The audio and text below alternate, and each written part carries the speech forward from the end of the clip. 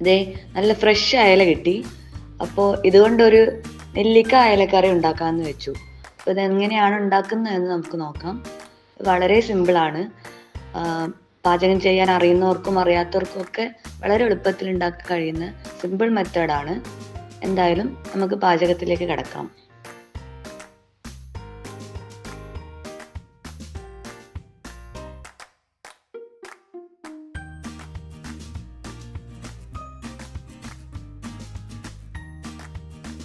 ഇതിലേക്ക് ആവശ്യമുള്ള സാധനങ്ങളെല്ലാം ഇവിടെ എടുത്തു വെച്ചിട്ടുണ്ട്. നമുക്ക് സ്റ്റെപ്പായിട്ട് ഓരോന്ന് ചെയ്ത് വരാം. ആദ്യം ഞാനിതാ ഒരു പാനിലേക്ക് 1.5 കപ്പ് വെള്ളം ഒഴിക്കുന്നുണ്ട്. വെള്ളം വളരെ കുറച്ച് ഉപയോഗിക്കുന്നതായിരിക്കും നല്ലത്.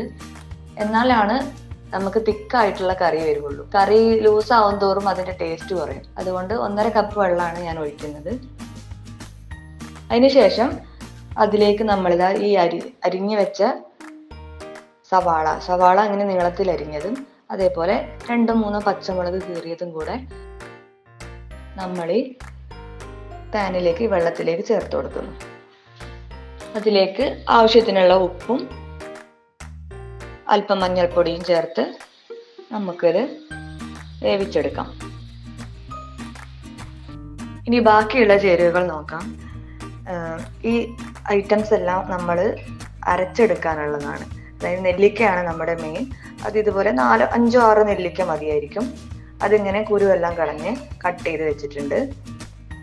പിന്നെ ഇതിലേക്ക് ഞാൻ എടുത്തിട്ടുള്ളത് കാന്താരി മുളകാണ്.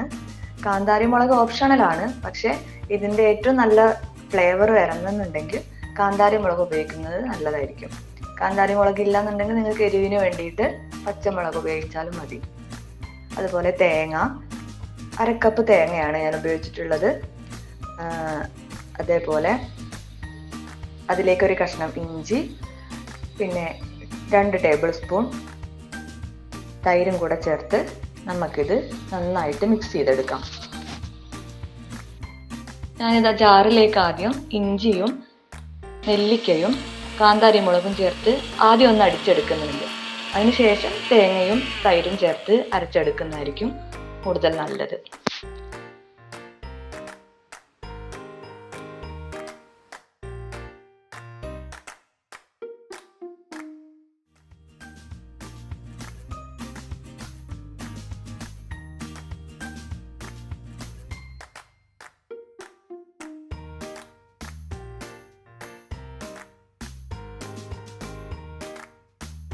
ഇതാ ഫിഷ് ഇടാൻ പാകത്തിൽ നമ്മുടെ കറി തിളച്ച് വന്നിട്ടുണ്ട്. ഇതിലേക്ക് നമ്മൾ ഈ കട്ട് ചെയ്ത് വെച്ച ഫിഷുകൾ ഓരോന്നായിട്ട് ഇട്ട് കൊടുക്കാം.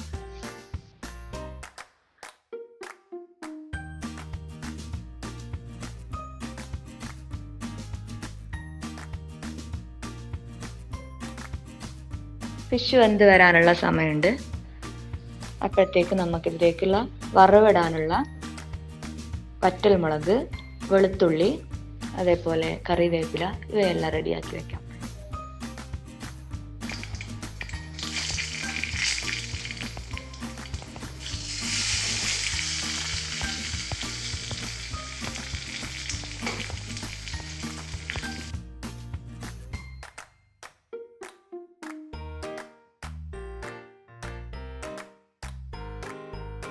പാതിയിലധികം വെന്ത് കഴിഞ്ഞിട്ടുണ്ട് ഫിഷ്.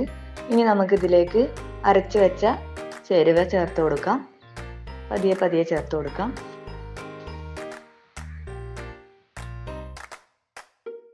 അരവ് ചേർത്ത് ഇതുപോലെ ചെറുതായിട്ടൊന്ന് ഇളക്കി കൊടുക്കണം. സിമ്മിലിട്ട് 3-4 മിനിറ്റ് കൂടെ വേവിച്ചെടുത്ത് കഴിഞ്ഞാൽ നമ്മുടെ മീൻകറി റെഡിയായി. അതിനുശേഷം നമുക്ക് വറവിടാം. ഇപ്പോൾ ഇതാ നമ്മുടെ നെല്ലിക്ക അയലക്കറി റെഡി ആയിട്ടുണ്ട്. നമുക്കിത് ഇറക്കി വയ്ക്കാം. എന്നിട്ട് ചെറിയൊരു പാൻ എടുത്ത് നമുക്കിതിലേക്ക് വറവിടാം. വറവിനുള്ള സാധനങ്ങൾ നമ്മൾ നേരത്തെ എടുത്ത് വെച്ചിട്ടുണ്ട്. എണ്ണ ചൂടാവുമ്പോൾ കടുക്, വറ്റൽമുളക്, അതേപോലെ ചതച്ച് വെച്ച വെളുത്തുള്ളി, കറിവേപ്പില, ഇത്രയുമാണ് നമുക്ക് വറവിടാൻ ആവശ്യമുള്ള സാധനങ്ങൾ. അപ്പോൾ അതെല്ലാം ഇതിലേക്ക് ഒഴിച്ചു കൊടുക്കാം. എന്നിട്ട് അല്പസമയം മൂടി വെക്കാം.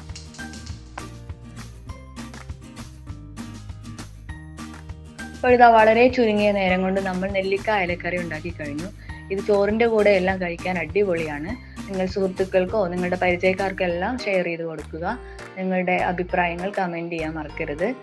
അതുപോലെ നേരത്തിൻ്റെ കൂടെ ഇതുപോലെ ചെറിയ ചെറിയ നേരങ്ങൾ ചിലവഴിക്കാൻ ആഗ്രഹിക്കുന്നവർ ചാനൽ സബ്സ്ക്രൈബ് ചെയ്യുക.